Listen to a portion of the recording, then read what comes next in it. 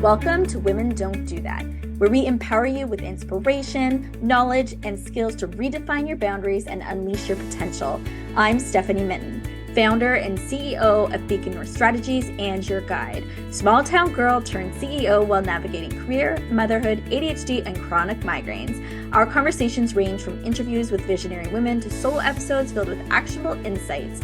We are your hub for turning what ifs into let's go. Are you ready to redefine your possible? Let's get started.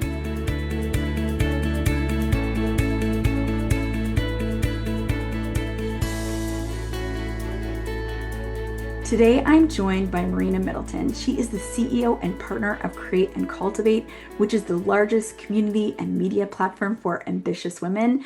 She is a first-time immigrant, a former single mom. She has worked in corporate jobs and eventually became the co-owner and CEO of Create and Cultivate. In this episode, you will hear more about her personal journey and where she got to where she is today, both personally and professionally. She also breaks down why your personal brand matters, where to start, and the practical steps you could take right away to be seen, trusted, and chosen for bigger opportunities. Let's get into it. Welcome, Marina. Thank you for having me. I'm so excited to have you here and to inspire our guests and just learn more about you as well. Yeah, we're gonna have so much fun. I like to start off by asking people what motivates you to live your best life? Probably my son. That's usually Mhm. my go-to in the sense of like wanting to be an example for him and be just the happiest, most fulfilled version of myself so I can like show up 110% for him. How old is your son? He just turned 10, which is crazy. But Yes. yeah, so he's 10 years old. I have a 15-year-old, almost 15-year-old, and a 12-year-old, both girls. Okay. And I can appreciate what you're saying when you were like, I can't believe how old they are. You know, whatever stage they're at, it's still, you're just like, I can't believe I have a kid in high school now, right? Or a kid that's Totally. graduating JK. And yeah. Yeah, it's an interesting process, especially being an entrepreneur, because it's just like a new norm that they get to see. And as they get older, they just understand more. And for me, it's like, yeah, my son will come home and be like, I started a business at school with my friends, and here's how Mhm. and it's just like I love it. It's the best thing ever. Yeah, that's very cool. I enjoy actually my oldest has started being an intern for my company. And Oh, so that's really fun. And I do take them in my work as a lobbyist to political events sometimes. And so they meet some really interesting people, but sometimes I don't think they realize how lucky they are to be in some of those rooms. I'm like, we're going to like, I don't know, one of them met. We've only ever had one female prime minister in Canada, and one of them has met her, and they're just like, meh. I'm like, no, that's a big deal. one day they'll realize it. I definitely feel that. I'm like, I always say to Sebastian, I'm like, one day you're gonna see how cool this is. Which I'm excited for that moment for sure. Yeah, it's very exciting. So, what does life look like for you right now? Mm. It's definitely a very busy season, but I've been saying that for about 2 years now, so I feel like this is just the new norm. But it really includes a lot of trying this like harmony dance between work and growing, create, and cultivate to like nurturing my family and my personal life, and also trying to like take care of myself. And so it's filled with a lot of just a dance, I like to say. Yes, trying to make all the different pieces work, and sometimes some are precedence over the other, but you make it work in the end. Totally, 100%. I think it's also understanding, like, getting really clear on what I'm trying to build and the life that I'm trying to build, and, knowing what has to go into that to build it is really important. And so every season looks really, really different. Maybe in a few months it will be even busier for me, or a little bit slower. And I think I just take each season as it comes. hmm One of the things that I have found helpful, I'd be curious if you have too as an entrepreneur, is just communicating some of those things to my kids, right? Like having open conversations about this is why I'm doing this right now, or just I think gets them to understand a little bit more about why you're doing what you're doing. Yeah, and I feel like that communication is so important in all aspects for everybody in your life. Of course, I do it with Sebastian, and I'm constantly talking through like why I'm traveling to certain things. And there's no like apology that comes with it. It's just like, here's what I'm working on, and here's what I'm doing, Yeah. here's the outcome. But I also say that's the same for your team as you're building and your partners or your family, and just making sure that everybody understands.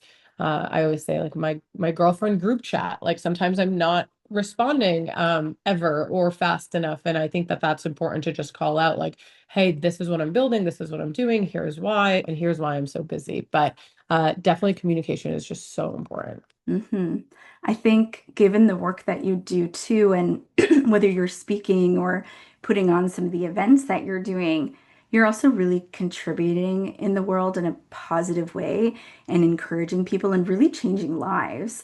And I imagine that changes the dynamic too. 100%. I do think that because the work that we do is so impactful in the sense that, our goal is to advance women, and we provide resources and tools and access to other people for women to just be able to grow personally and professionally. I think people sometimes think it's like, although it's very fulfilling, it is so much work to get to do that. The hmm more impact that you make, I think that it's an important call out to also realize that it's so much work that goes into bringing that. And so hmm just because it's impactful work doesn't take away from how hard it is, from just like a day to day. Oh, yes, absolutely. It's making me think about the work we do in advocacy and lobbying and how sometimes you'll work really hard towards a goal and by the time it happens it seems so easy, but like all the work that goes behind that, and you look at your career today and all the work that's gone behind to get you to where you are today, and all the steps you took to get there, it can really look like it came out of nowhere, but it didn't. Let's turn to talking more about personal brands. I think this is something that certainly I don't hear as much in my circle, but I think it's so important. And so I want to hear from you. Why do you think personal brands matter in 2025?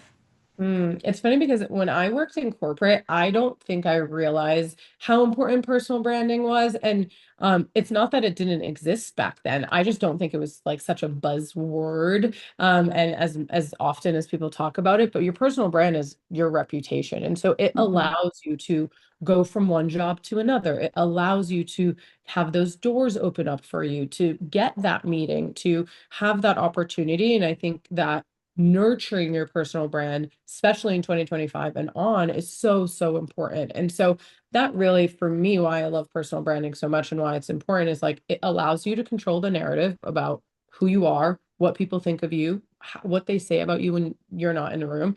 And it allows you to unlock more opportunities. And those are the most important things when it comes to like personal and professional growth. And so, yeah, that's why I'm like advocating for everybody just to think about how they want to show up and what Mhm. personal branding for them means. Right.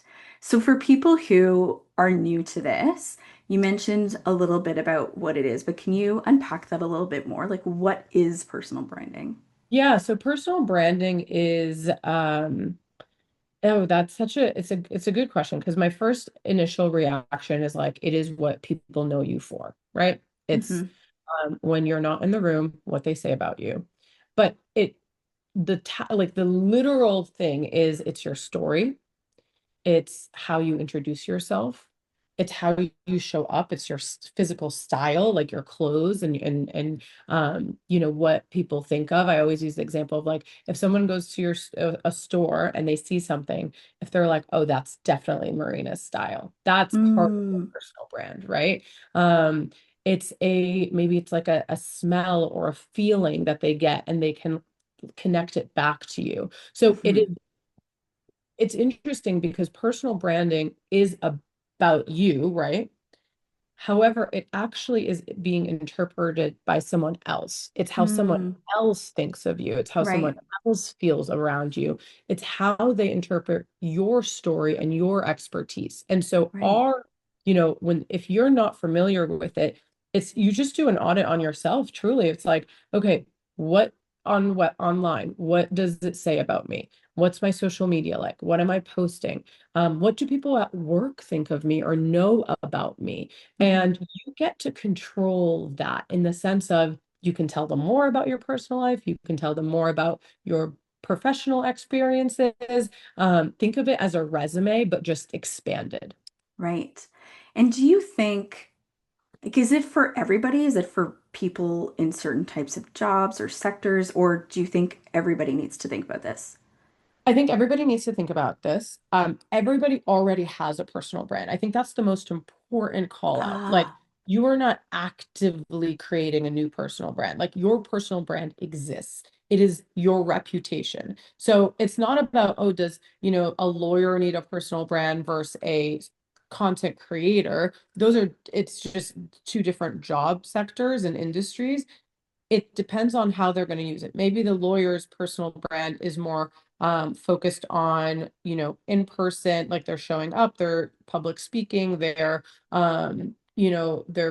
portfolio online looks a little bit different, where a content creator is more of like brand partnerships, and her personal brand is focused on lifestyle, and maybe it's a like beauty products that she really dives into. So again, it is not that one has a personal brand and one doesn't. They're just different narratives.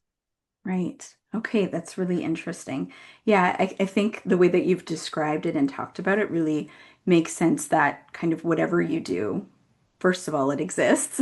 And Right. second of all, that it's something that, you can spend time on and develop and like those kinds of things as well. Yeah. And I think when you're thinking about too, just using that example of like the lawyer, right? The reason why a lawyer needs a personal brand is okay, if there's a conversation happening at a dinner table and someone's like, oh, I really need a lawyer. I always say like best known beats best. So you could Mm, be the best lawyer, but if nobody knows how good you are, nobody knows you exist, you don't have a presence online and offline, you're probably not going to be the go-to person for that, which kind of sucks if you're trying to grow your business, right? right. Same with the content creator. If we're on brand deals and we're talking to brands and we're like, hey, we really want to work with a creator that has this audience that posts about this, you want to be that creator that someone thinks of, and that's your personal brand. And so it's just so important to understand that it just unlocks more opportunities for you, and it's your job to make sure people know you for exactly what you want them to know you for. Oh, I think that's really good. When you think about your personal brand, can you give an example of like doors that it's opened for you? Like give an example for people? Yeah, absolutely. So I think my personal brand has evolved throughout the years intentionally. So Mm, my first kind of narrative around how I showed up digitally was all around the fitness world. I was a fitness bikini competitor. And so me showing up online really helped me build a personal brand that allowed me to reach out to brands and get products, get paid to post. Like it was very like content heavy.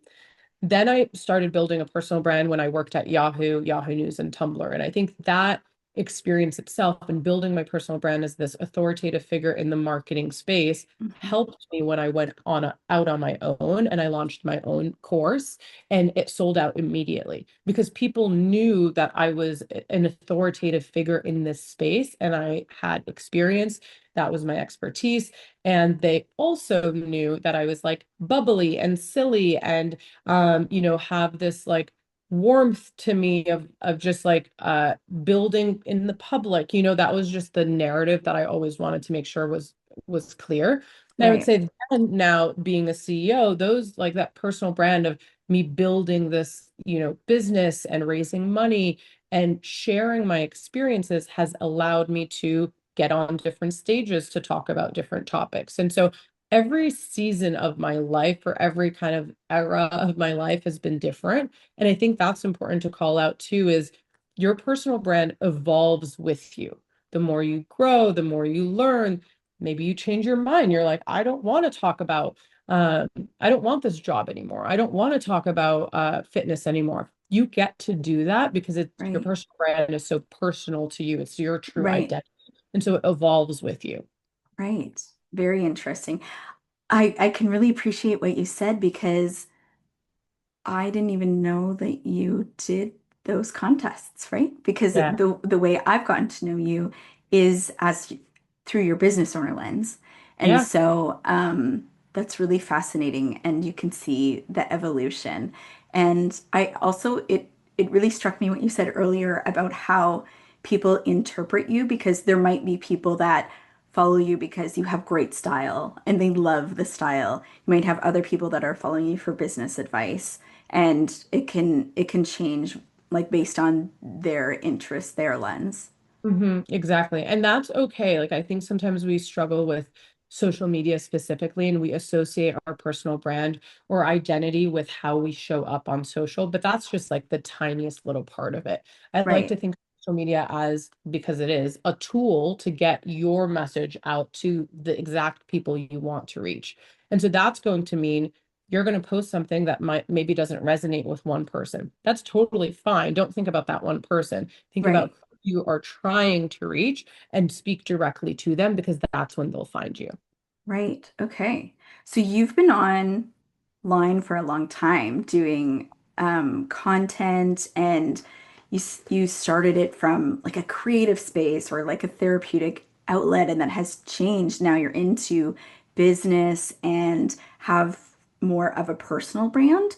When you were sharing back then and things started to change in terms of your growth, what were some of the things that stood out to you? Is it consistency? Is it being authentic? Like how did you start and how has that evolved? Yeah, it's interesting because I was thinking through like the past experiences of how I posted, like, and I think what has evolved is I'm very vulnerable. I allow myself to be vulnerable on social. I allow people to see the behind the scenes. But on the flip side, they really, when you think about it, only see about 5% of my life. Like, they don't really Mm, see everything. And that's intentional. Like, I don't need to show them every aspect of who I am and what I do, and my personal life and professional life.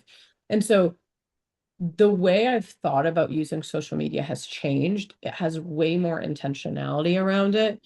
It has way more like call to action. When I post something around building the business, the goal is that someone sees it and then wants to attend a festival or wants to mm, learn more about Create and Cultivate, right?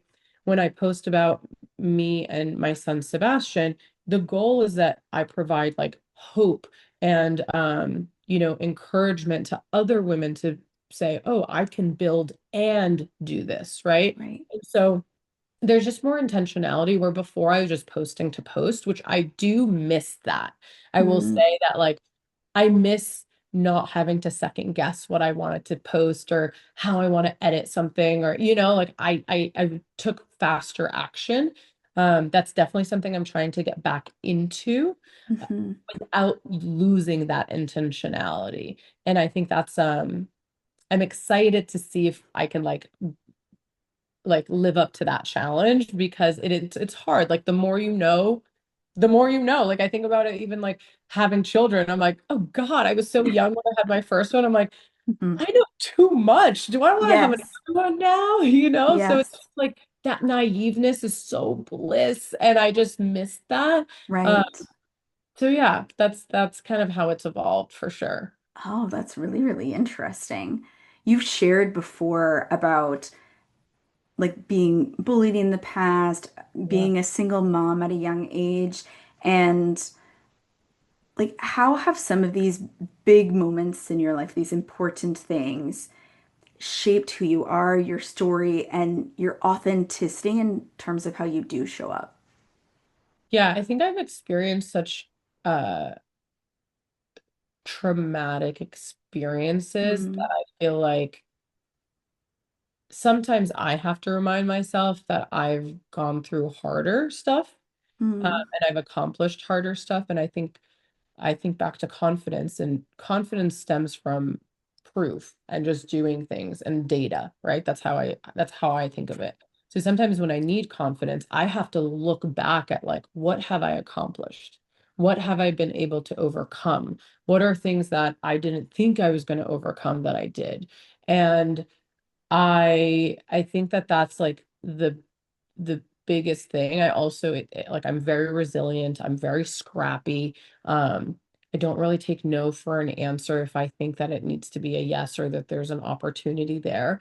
And so those qualities have really stemmed from my experiences as a single mom, as a first generation immigrant, as, financially struggling when I was younger. It's like Yeah. all of those things come from those lived experiences. And what's really unique is that I have this like innate confidence in myself.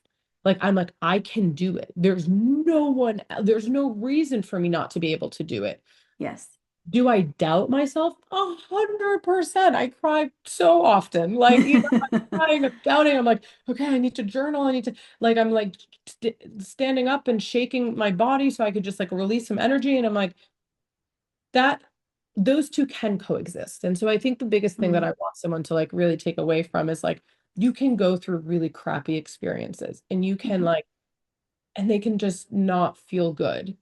But know that there's going to be a point in your life where those moments are actually going to give you the encouragement and the confidence that you need to mm. go to that next level, to take that leap, because you're like, oh, I've done that. Like, if I can accomplish this, I can send this cold email. I can Right. Or if I answer the date. started with the like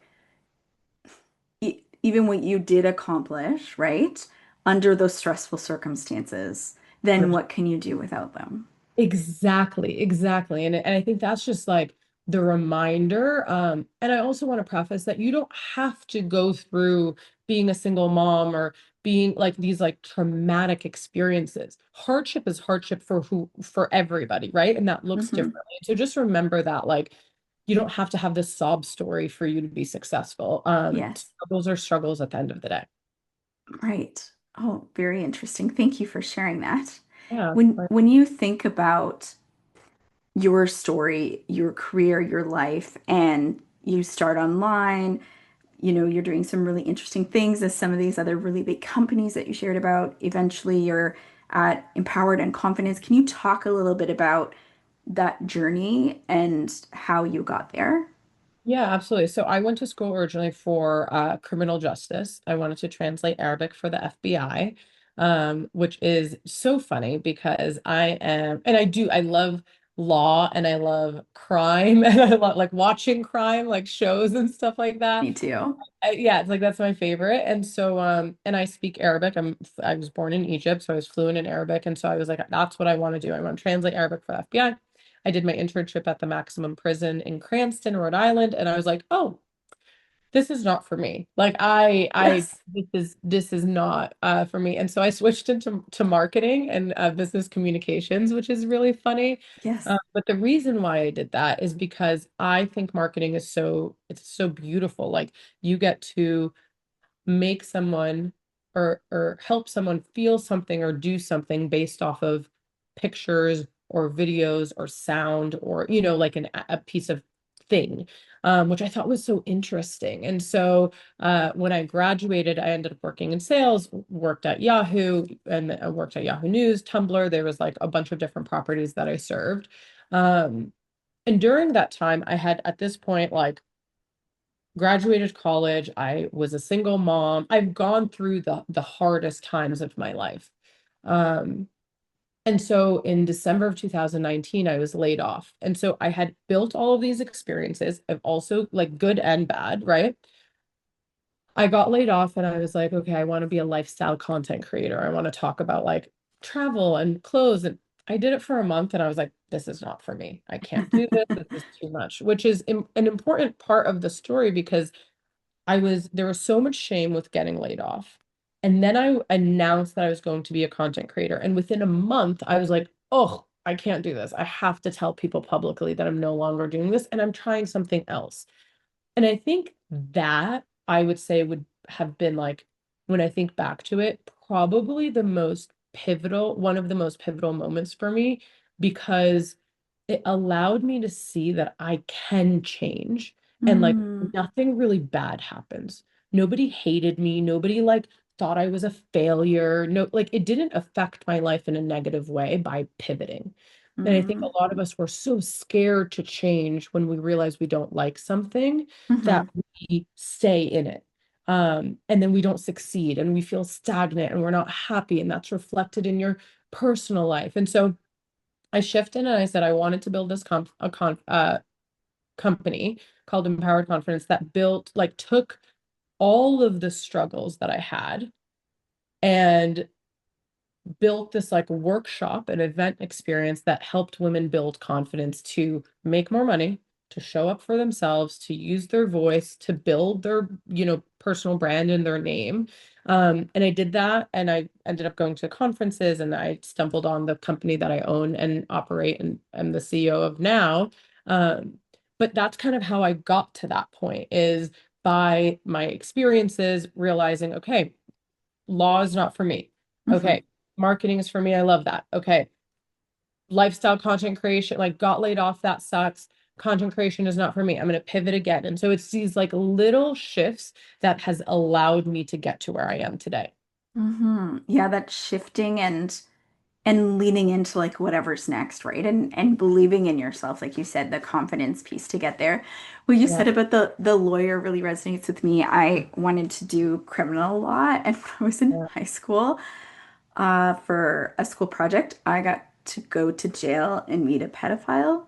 Mm, And I came out of that jail cell and I was like, nope, not for me. I cannot, that's just not for me. So yeah. so I can really resonate with what you said. And also on the marketing side too, actually, because a lot of what we do in advocacy and lobbying is marketing in many ways. I Yeah. often kind of describe it at that. You talk a lot about this arc and some of those things that you've been through and really being authentic and sharing some of those stories. And can you talk about how the visibility of like getting in front of people, whether it's online or getting in front of people in the room, speaking at events, hosting your own, has really helped contributed to, the growth of your personal brand and also your company? Yeah, absolutely. I mean, I think it's important to call out that if I could be successful without leaving my house and without seeing anybody, I would. Like, I would take that. Okay. And I think Okay. it's important to call out because I own the largest events and media company. So we host these massive events and conferences and networking experience. And the whole point is to get people out of their house to meet one another. And that typically terrifies me. And so I think that that's like, if you're listening and you're like, I'm not this like crazy networker, same. I'm not. Like, I actually Right, prefer right, right. not to.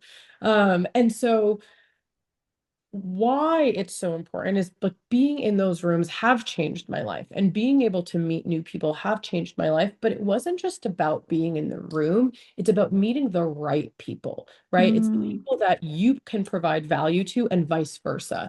And it's also about timing. So it's like a volume game. You got to put yourself out there, you got to go to these events, and you got to go to the events that have the people that you want to aspire to be at. I think that we tend to stay in the rooms that we feel the most comfortable in, mm-hmm. with like-minded people. You hear this all the time, like, come with like-minded people. And that's amazing. Like, you should definitely have your core group of people, or the rooms that you're in, of women that are, men, women, are just like you in the Mm-hmm. same exact phase. I think that that's important.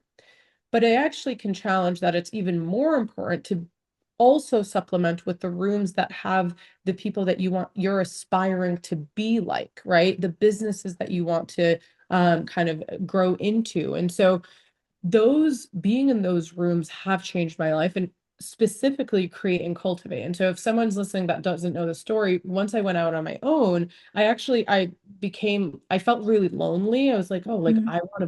I don't know a lot of other entrepreneurs. And um so I ended up Googling women, like a women conference, women business conference, and Create and Cultivate came up, and they were having their summit in October of 2022, or maybe 2021. Yeah, October 2021 in New York. I live in Boston, so I was like, okay, like, I'll fly to New York and I'll go to this conference by myself, which, again, I was like, I'm gonna vomit. This is so terrifying for me. And I ended up going, and oh, I met so many amazing women, but it wasn't even just the women that I met. because I didn't I saw so many amazing women. I didn't introduce myself to many, because again, I'm like this introverted extrovert, but all of the women there were talking about these insane goals Mm, like it was nothing. right. It was talking about raising money and exiting their business and getting 10 more clients and hitting $1 million in revenue and being a mom and being pregnant. There was a woman breastfeeding on stage. It was so expansive. It was so expansive. Right. In a way that I was like, it just opened my eyes to how powerful it was to be in those rooms. And I swore that day I was going to go to every Create and Cultivate event. And I did. I literally went to every single Create and Cultivate event, and I ended up meeting the founder, and she had already sold it to a private equity, and we became business partners. We bought Create and Cultivate, the business that literally built my career after Mm. corporate. It was just like a very full circle moment. And so I say all of that to say is being in the room is so important, but being in the right room is even more important. Yeah, I think that's great advice. That's really important. And that stepping out of your comfort zone is so important in business or for any type of job, really. And that can be hard to do, but I often think about it in terms of not doing it is more scary than doing it. 100%. Um, I remember running down the street at Ottawa one time chasing a former prime minister to stop them and talk to them just because I was like, I want to meet them. And Yeah. I know I'm going to look dumb. Like I walked past them and then I was like, wait a minute. And then I like ran down the street to be like, excuse me. And I was like, but I'm not missing this opportunity because it may never happen again. And I think that's, that's how I try and put it in my head, anyways. When we talk more about the personal branding side, when you share things like, what do you want to be known for? Can you Mm. talk about unlocking that for women? What a good question. I think it really depends on how each person, like, it's going to be different on how someone unlocks it based off of what they want to be known for. So I'll give you an example. There's definitely times in my life that I want to be known for being the CEO, building the business, raising money, these like big business focused accolades and wins. Hmm. But on the flip side, I also want to be known for this like underdog story and known for someone that I always laugh. Like I somehow create such a safe space for people, like complete Hmm. strangers will just come Hmm. up and tell me they're like, whatever stories. And I was just like, I don't know what about me Hmm. welcomes that, but like, that's what I want to be. I want to keep that. Whatever it is that I do, I want Yes. that energy. And so that changes. Like, I want that and being known for being the CEO. There's going to be a point in my life that I'm no longer the CEO and I want to be known for maybe it's a speaker. I don't know what that's going to be. And so I can't unlock it right now. But I think it's important for if you're listening and for women thinking through like, okay, what do I want to be known for? For me, and it's an activity that I do. Like I literally take my paper and pen and I just write words that come up, like Mm. strong, fierce, powerful, smart, funny. Like what are those things, right? Topics that I want people to ask me to speak about, right? Like, what am I so passionate about? And those are the things that's going to come up, and you're going to realize that there's like buckets and categories for Mm. you without unintentionally. Maybe one is about business, one is about motherhood, one is about feeling, one is about fashion, whatever it is. Those are the things that you can circle and say, okay, this is where I'm going to lean into. And if you Mm. want to like get really tactical of like how you want to show up, another thing that you can do is use those buckets that you find as your like pillars to how you show up and what you post about and what you talk about and what your podcast is about and what your newsletter or whatever it is, right? When you introduce yourself, like those are the things that you can, once you unlock those things, once you do your brain dump and write it all down, you can then show up knowing that that's your intention. That's what you want Hmm. people to know you for. I find that activity within itself really helps. Hmm. I think that gives people some really practical takeaways if they're at the beginning of starting to think about this. Um, you shared earlier about how you don't have to have like a traumatic story, right? And Yeah. lots of women will think like I'm not special or what do I have to contribute or just right? Like why me? And what would you say are like two or three steps that they could first take to move forward through creating a personal brand and believing in themselves when that's kind of where they're starting? Yeah, I think creating the personal brand and believing yourselves are going to be in yourself is two different steps, right? Um, I think that believing in yourself comes from action. You Hmm. got to do it. You got to do it before you're ready. Like ready is just a feeling, like you just like go, you take the leap, you jump. So that's that. And that can look different for everybody. That could mean going to an event, posting that post that you've been thinking about, having a hard conversation, whatever that is, that's going to look different. But how to start from building a personal brand, it really does come back to, and again, I love doing this. It's like turning off all electronics, blinders on. You're not doing research on what your personal brand is. You're not asking ChatGPT on what your personal brand is. Like, you're not doing any of that. It's you, yourself, and a paper and pen, and like a quiet area, like non-distractive area, and you get to write down like all of the things I used to, like when I had clients and students, I would ask them to write their story from like the Hmm. first point that they want to think of. That could be high school they start, that could be from the second they were their first memory, that could whatever it is. Just write your story, your whole entire story from the earliest memory to now. And you'll realize like your personal brand and your story exists. And then you highlight the most pivotal moments, right? That could be a career shift, a big move that you've made, maybe a traumatic experience, maybe a big win, one of the happiest moments. And that's really what you're building upon. You're going to take that and then you're going to make a little bio for yourself of like, here's Marina Middleton. She's the blah, blah, blah, blah. This is where she is now. Before, this is kind of how she's gotten here. And here is how you can kind of work with her. So you end up making this like formula for yourself. But it starts with brain dumping your story, literally writing like your biography, Hmm. circling the pivotal moments, the things that are important, like again, those big, big moments. And not big in like a win, but the examples that I used earlier.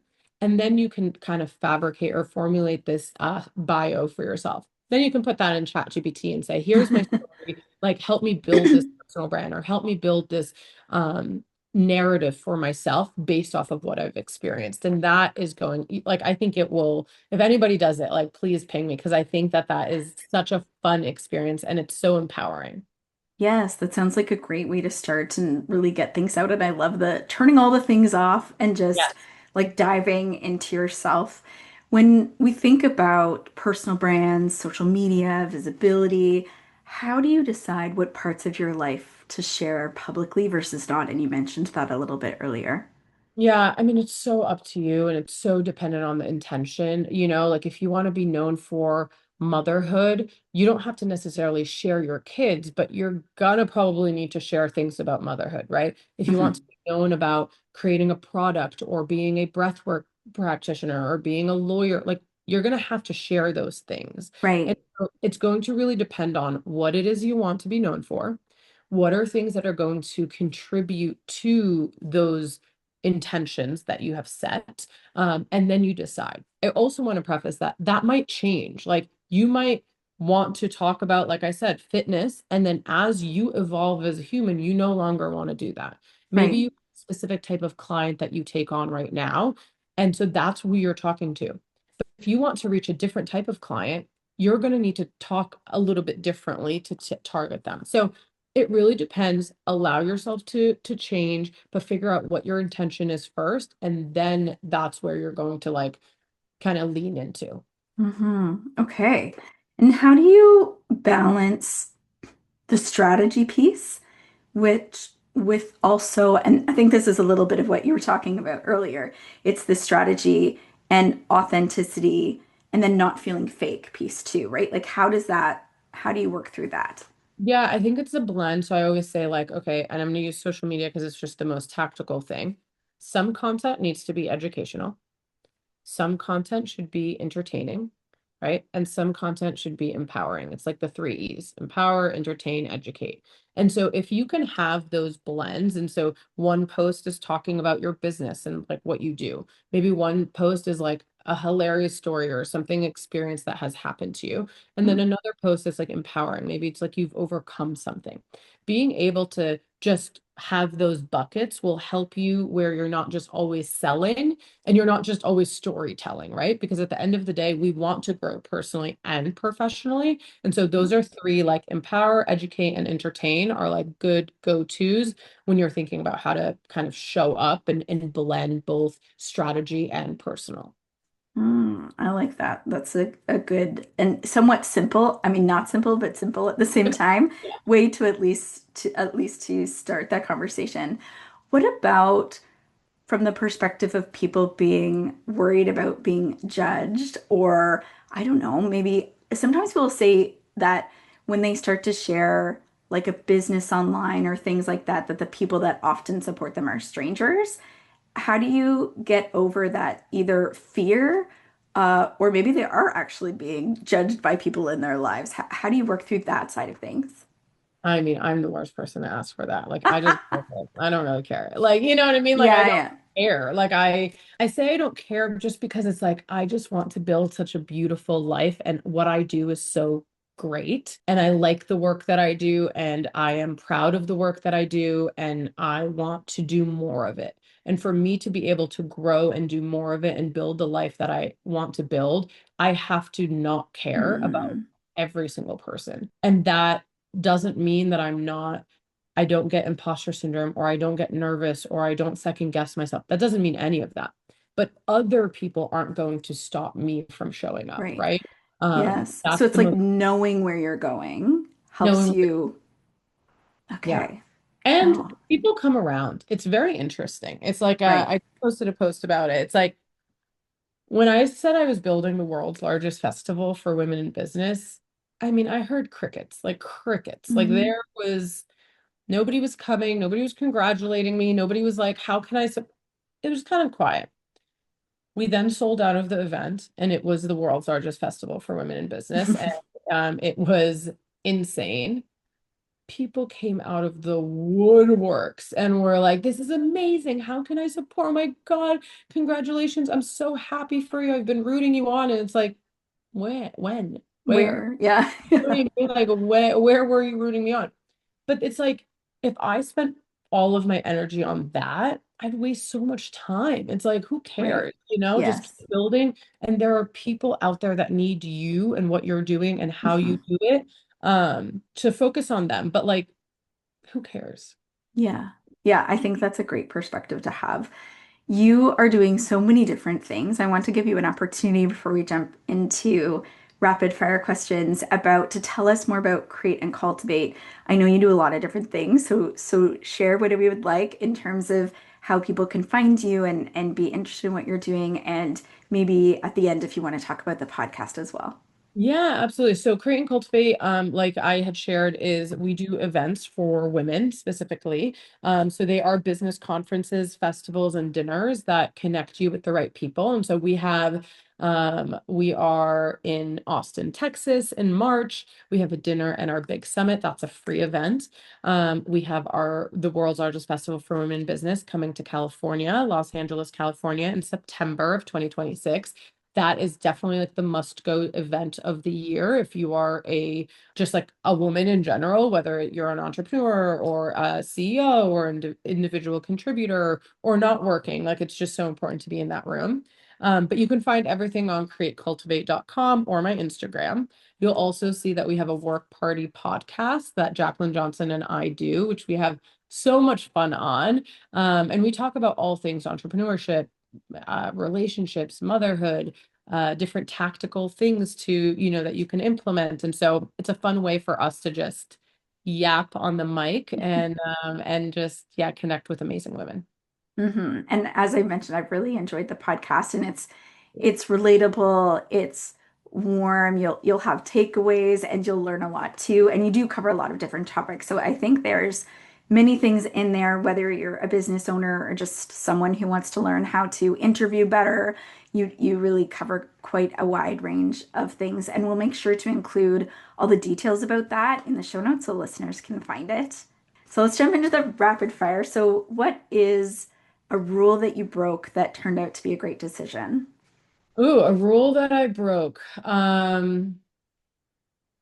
I sent out an email. So we usually like Create and Cultivate's known for its branding. And so we send these like beautiful, gorgeous emails out to our email list of over 500,000 women.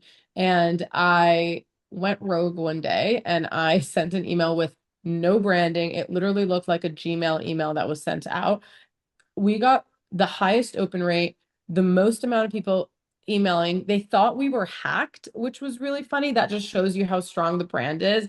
But it really got so many people's attention. And it's a funny story that we talk about now of like, I like to go rogue. I like to just like Hmm. break rules and, and just like go outside of the line. And so, yeah, it was a very funny experience, but it just allowed us to see like, oh, we can catch their attention by doing something differently and it still works. Right. Oh, that's really fascinating from a marketing Yeah. perspective. What's a book that has inspired you or changed your life? Mm, I like what is it called? Story it's called like Story Build or something. I can look it up and put it in the Yeah, show look it notes. up. It's so good, but it talks about like how your client or your customer is the hero and like really positioning them as like this like hero and how you're going to support them and solve them. It's a really amazing book when it comes to communication, or it's called like Story Brand. Yeah, it's really, really good, but I love that one. And I'm currently reading How to Make a Few Billion Dollars, and that's also really good.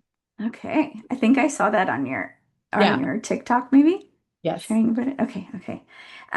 What's a woman who continually inspires you? Oh, I mean, I meet so many unbelievable women on a daily basis. And Hmm. um, so I think I have two answers. One, my mom. My mom is like the most inspiring person. She works a regular job. She works like the craziest hours and she's a full-time caregiver for my dad. And it's just like she's just so amazing. So she really inspires me just to be like a better wife and mom and like contributor to the world. But I would say like rather than just like one woman, it's the woman that just like knows that against all the odds, she's going Mm. to do it anyway. That Oh, energy in women keeps me going, right? And it right. reminds me like this is what I'm building for. I'm building for her. I need to just focus on her. Um, yeah, that's probably the biggest inspiration for me. Oh, I love that. That's so powerful. Well, thank you so much for taking the time today. I think it's not only inspirational, but very practical, and people can take away to start to think about their personal brands, which can be life-changing both personally and professionally. So, thank you so much for sharing your story and your advice today. Thank you for having me and thank you for creating this platform. I think it's just so important for you to be able not only to share your own story and your own advice and lived experiences, but highlighting others and creating this safe space for people to listen to. So I'm so grateful for you. Thank you. Thank you, Marina. Thanks for joining us on Women Don't Do That. Don't forget to subscribe and leave a rating or review. Connect with us on Instagram at Women Don't Do That and visit our website www.womendon'tdothat.com for more details. Join our Patreon to support our work. Find all of the links in the show notes. Remember, you have the power to transform your what ifs into let's go. Together, let's redefine your possible. Until next time.